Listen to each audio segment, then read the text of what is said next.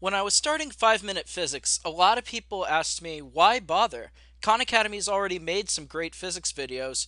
Why do we need more of them? Well, I'm going to let you see the difference between our videos and make up your own mind who you're going to learn physics from.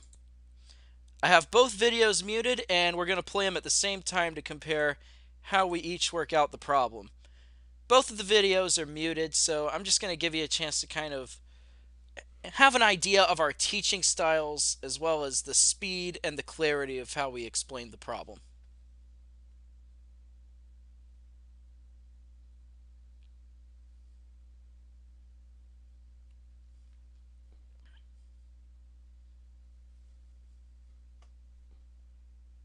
So right now we're both about 30 seconds in. So far I've drawn the entire problem, made a little sketch of what's going on, and I've started working on solving it. He's still just drawing the arrow for the thing that's being shot. By the way, these two problems are pretty similar. They're just two-dimensional projectile problems. The problem is Khan Academy doesn't know how to use a pause button. He's just kind of improvising the entire problem. His video is about 9 minutes long, and it just takes a while when you teach that way. This is how a lot of people teach during an actual class, and in a class, just to teach one concept usually takes about an hour, but in my videos I use the pause button so I can write things very quickly and they just teleport on the screen. See, like this, you didn't have to watch me draw that, it just kind of showed up. But with Khan, he's still drawing something over here. I'm not really sure what it is. Little tough to read, too. It's not that I think that his videos are bad. I think they've helped a lot of people learn physics better than a textbook would. It's just when I saw the lack of clarity and how slow he was at explaining it, I wanted to see if I could try to pick up where he left off and try to make videos that can shove physics into people's heads a little bit faster with a little bit less effort. So we're getting pretty close to the 2 minute mark here. He's still just defining the problem. He hasn't actually started solving it yet. I'm actually getting really close. Found the flight time, and I've almost got the range of this shot down.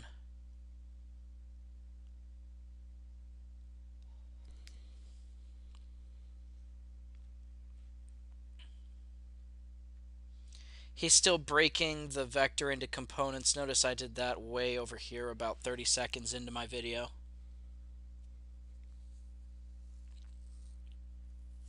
We're at about 2.5 minutes in. I've solved my problem, and so far he's got some pictures and two numbers on the screen.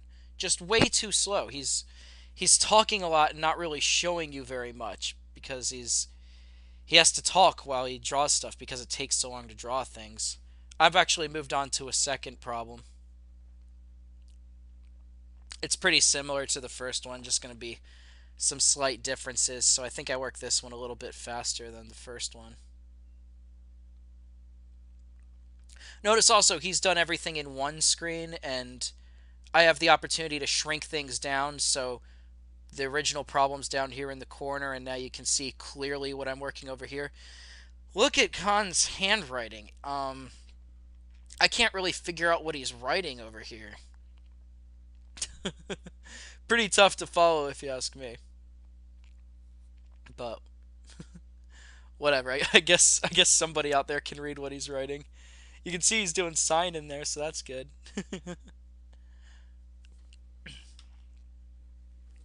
And I'm not really trying to make fun of what Khan Academy's already done. That's not the point of this video.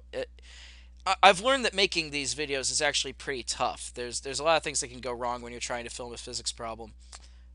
But I spent a lot of time practicing and trying to make better videos. The first videos that I made aren't on the site. I redid all of them because I didn't think that they were up to par. I tried to make videos where everything's clear, where the colors show up well and they contrast and the handwriting is clear. I think for Khan Academy, he filmed all his videos using like a tablet that he would write on. I filmed all of mine on a smart board, so I'm actually writing on a board right now. It feels like writing on a chalkboard, really. And it just helps me to keep the handwriting nice and clean and to kind of move things around and keep it clear.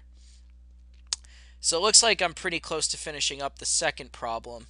And he's still breaking the vector into components.